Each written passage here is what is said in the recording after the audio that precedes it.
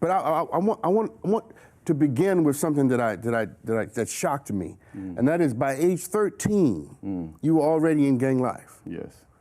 Talk to me about that.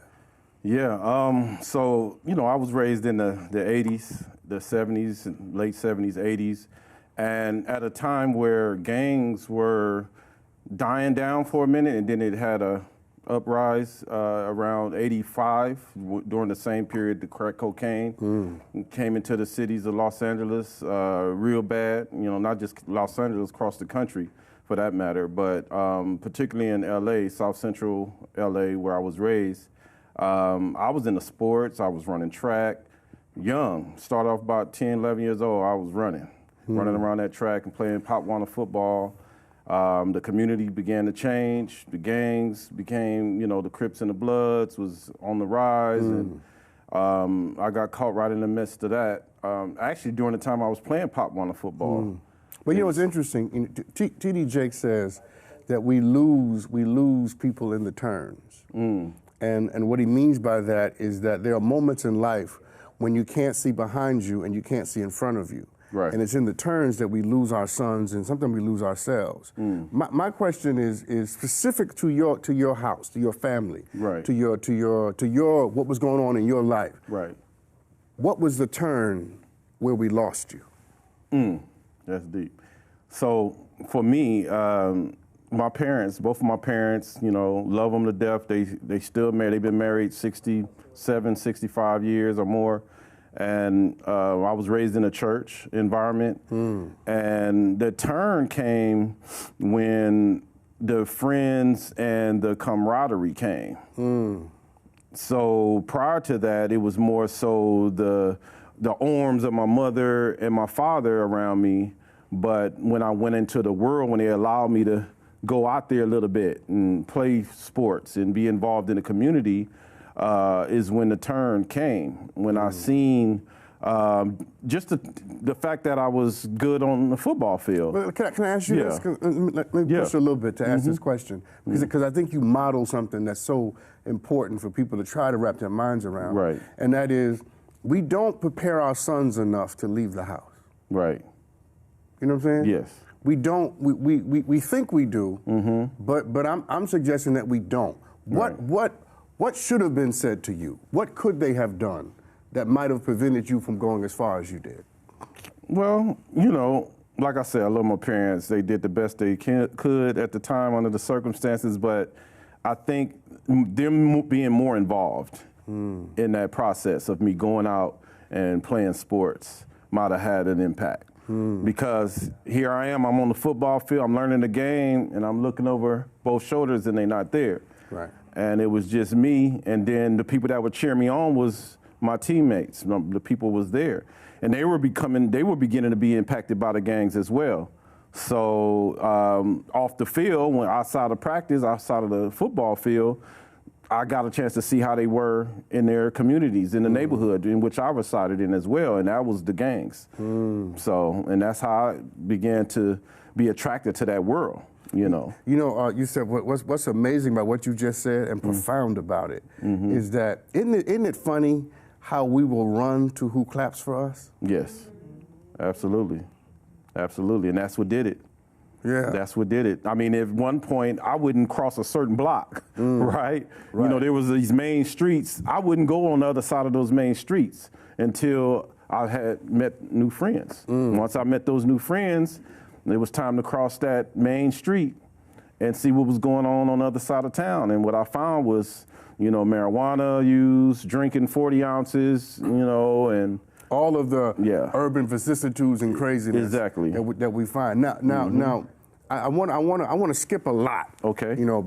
Because I don't have as much time as I'd like to have to unpack all of your story, because it's fascinating. But I want to get to the meat of the matter. Right. Because when the rubber meets the road and the meat of the matter comes, you killed a man. Right. And went to prison for it. Yes. Talk to me about that. Whew, man. I know that's right. Yeah. You see that deep breath he took? Yeah. Man, I was at a bad place. I was 19 years old. I just turned 19. I was already married, actually, at 19. You know, and me and my wife got into it real bad. I was, you know, I'm the man of the house mentality. You not harder than me. That was my attitude. Don't stay in your place, woman. And we had a big blowout, and I went back to the hood when that happened. When I went back to the hood, I was steaming, and I got back involved with my old homies. And next thing you know, one of my guys was involved in some things, not to go into too much detail, but he had been jumped, robbed, and that just led to me having a justification to go out and do something about it. You took a man's life? And I took, and a person lost his life. How old were you? 19. 19. How old are you now? I'm 50 years old now. You look good for 50. Yeah. Y'all better clap better than that. Yeah. And I asked you that because as a 50-year-old man, Yes. looking back to the 19-year-old who was involved in that, Right. how does it feel to know that that's a part of your story? Well, I mean, I think that's part of what adds to the drive that I have right now to serve the community. I spend probably more than the majority of my days, you know, just focus on how I can do things to contribute to the solution of what's plaguing our community right now today. So I think that's how I get through it. But when I'm constantly thinking about it too much, it does set in, you know, because somebody lost their life, somebody lost a loved one. So it still bothers you? So, yeah, it does. Yeah, and how could it not? Yeah. I mean, I would question your humanity. Right. You know what I'm saying? Right. If you gotten to the place where you could just shrug it off. And the reason I'm asking, let me share my intentions. Because most people who are watching this show right now may never know what it feels like to have done what you did. Right. Right? And so they see what you did as something so beyond them. And in having you talk about it more allows them to see, No. there's something in all of us that's common and that connects us together. Oh, yeah. I may not do what you did, but I know how you felt. Right. I know how you felt. Right. So just for the sake of that intention, tell me in more detail, if you can, what does it feel like to live with that? So I think anytime there's this quiet time that you have with yourself is when you think about it. So the world is full of amusement and keeps you busy. I mean, social media, TV, Netflix, right? But when all that turns off, guess what? You with yourself. Right. Right? So, you know, that's when those times come back. When you're in the middle of the night when you're trying to go to sleep and everybody else done went to sleep before you and the TVs are off, you know, you can't help but reflect on what has happened. Right. And where are the people now? Where are the families that were impacted by that? You know? How long were you in prison for that? 22 years. 22 years. Yes. 22 years. Just hearing the number is astounding. Yeah. Though I have to admit, though well deserved, right? Yes. Because you're not trying to say you should not have gone to. I was prepared to live the rest of my life in prison. I actually literally was prepared to live the rest of my life in prison because the transformation didn't start once I came home. It started inside. So I was prepared. How did you get out? I'm connecting the dots. Like, wait a minute, what you doing Well, here? actually, you know, in the state of California, you know, I was sentenced to life in prison. I was sentenced to 16 years to life in prison, which in the state of California, that means you do have a possibility of getting out, provided that you do some self-help, go to AA, NA, gang. You know, I was actually creating my own self-help programs for the inmate population, so that got a lot of attention inside the prison, from the warden to Sacramento, in fact. One of my programs got so much recognition that they actually tried to steal my program at one of the prisons that I was at and use it themselves. And so I think that, you know, when the governor finally got the case to consider me for parole after the parole board said, man, this guy, he's done everything, we good with him, right? Let him go. The governor just looked at my file and said, man, yeah, let him go, and that's how I was released. Wow. Yeah. Wow. Yeah. Yeah. So, because I want when we get to the transformation part of your story, Yes. I want people to have a sense of the complexity. Yes. So I'm gonna ask you a broad question. Okay. And I'm hoping you'll drill down and be specific with the general question. What does prison do to the soul? What does prison do to the soul? It hardens it for sure. So one of the things that I would say that prison does to the soul is that it normalizes things that are not normal.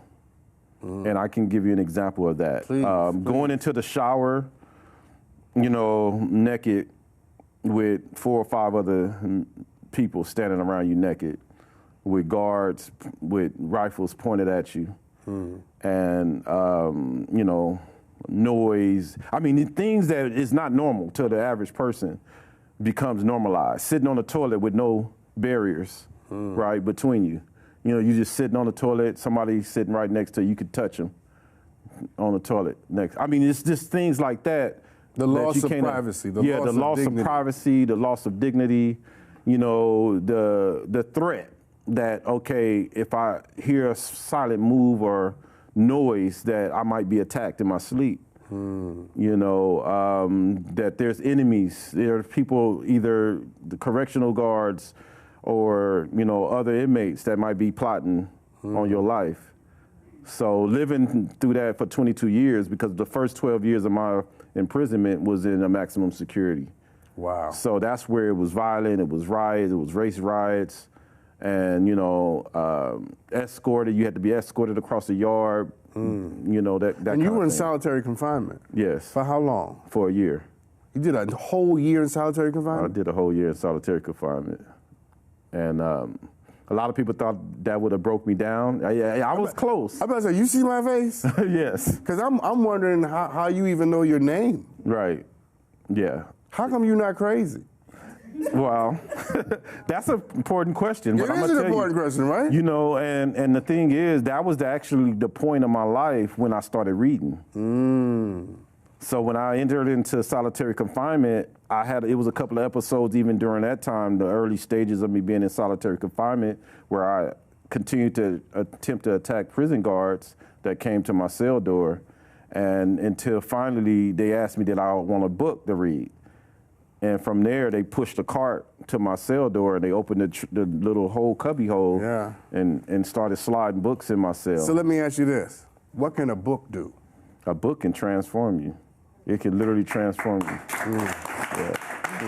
So let's go into that. I mean, talk to me about how ideas and words and books saved you. Yeah. So during that time, and that's in fact when my eyes got real bad, and I had to start wearing glasses.